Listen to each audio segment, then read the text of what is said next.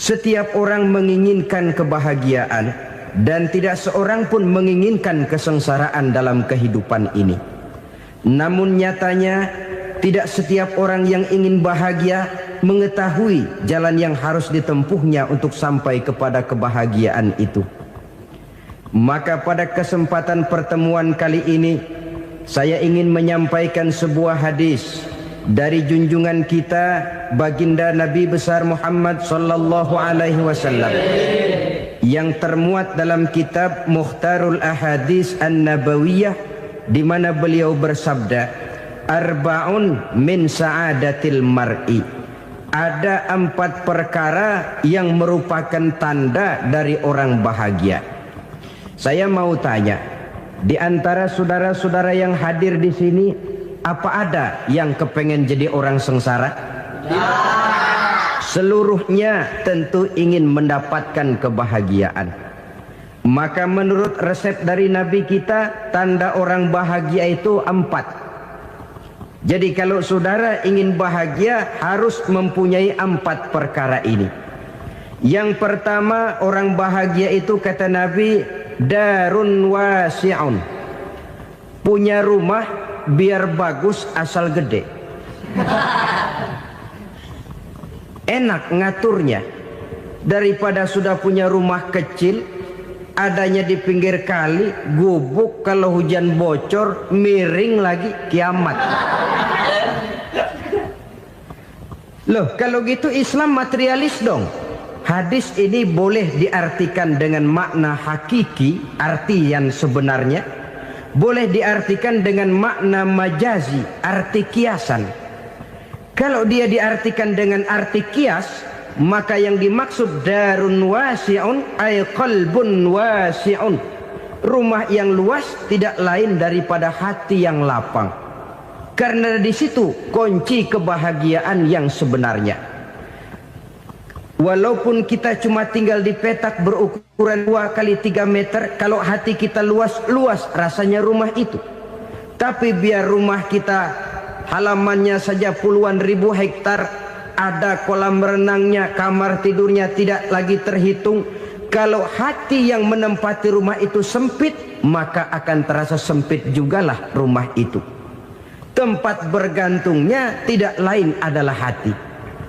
Marilah kita mencoba melihat berbagai pandangan orang tentang bahagia ini. Ada orang menyangka bahwa bahagia itu kalau dia mendapatkan harta yang sebanyak-banyaknya. Siapa yang banyak harta, dialah raja. Apa yang dia mau, seluruhnya bisa dibeli. Keamanannya, dia bisa menyewa petugas. Seluruh fasilitas untuk menyenangkan kehidupannya bisa dibeli. Pendeknya, hartalah segala-galanya dalam kehidupan. Sampai ada pepatah mengatakan, innad darahima fil amakini kulliha taksur rijala mahabatan wa jalala. Sesungguhnya harta, dinar, dirham, uang di mana-mana selalu bikin hebat orang yang memilikinya. Coba lihat, orang yang punya duit sama yang enggak punya duit, jangan gaya hidupnya, gaya jalannya aja lain. Wahia lisanun liman arada fasahatan, wahia silahun liman arada qitala. Uang adalah senjata yang paling ampuh bagi orang yang mau pergi perang, dan lidah yang paling fasih bagi orang yang mau bicara.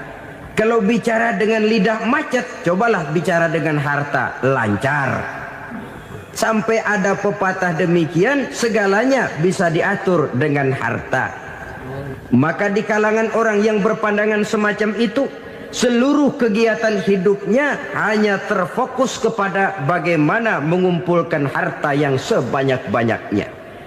Tidak peduli halal haram, tidak kenal sore pagi siang dan malam, tidak sempat sujud, jauh dari agama, jauh dari kehidupan yang bersifat ruhaniyah, jauh dari Allah dan sebagainya.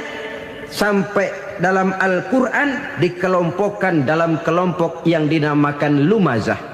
Allazi jama'a malahu wa 'addadah yahsabu anna malahu akhladah. Mereka mengumpul-ngumpulkan harta sebanyak-banyaknya dan menyangka bahwa harta yang banyak itu dapat mengekalkan hidupnya, mengekalkan kekayaannya, mengekalkan kebahagiaannya. Saudara hadirin yang berbahagia, kalau pandangan hidup ini benar, artinya kalau harta memang merupakan satu-satunya hal yang dapat membuat orang bahagia, tentu di rumah mewah tidak akan pernah ada tangis derita. Tentu di satu tempat di mana fasilitas hidup serba menunjang tidak ada yang namanya penderitaan. Tapi suka dan duka, sedih dan gembira, senyum dan tawa adalah milik setiap orang, baik dia punya harta maupun dia tidak punya harta. Nyatalah bahwa harta semata-mata bukan merupakan jaminan bahwa orang akan bahagia. Walaupun tanpa harta orang sulit untuk bahagia. Saya mau cerita, ada orang super kaya. Namanya Aristotle Onesimus, Raja Tanker Yunani. Dia punya kapal tanker saja konon sampai 11 banyaknya. Punya perusahaan penerbangan yang disebut Olympic Airlines. Punya hotel di berbagai kota besar di dunia ini, sejak dari New York, London, Paris, Rome dan sebagainya. Bahkan punya pulau yang dia namakan Pulau Scorpio. Ini kan namanya sudah kaya nggak tanggung-tanggung, punya pulau. Nah, dia punya 2 orang anak, yang satu laki-laki namanya Alexander, yang satu perempuan namanya Maria Onesimus. Seluruh harapannya tertumpah kepada anak lakinya Alexander ini, yang akan meneruskan usahanya, meneruskan kekayaannya, meneruskan dinastinya. Apa yang terjadi? Ternyata anak yang dia harapkan yang bernama Alexander ini mati muda dalam kecelakaan pada waktu dia olahraga. Apa olahraganya? Namanya olahraga anak orang kaya, golongan jet set. Olahraganya olahraga pesawat terbang. Jatuh, ya nggak kapungut, habis mati. Tinggal satu anak perempuannya, Maria Onesimus.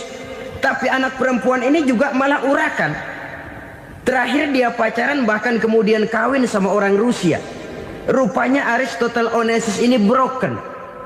Kekayaannya yang berlimpah ruah, perusahaannya yang begitu banyak, siapa yang akan meneruskan? Siapa yang akan menggantikan?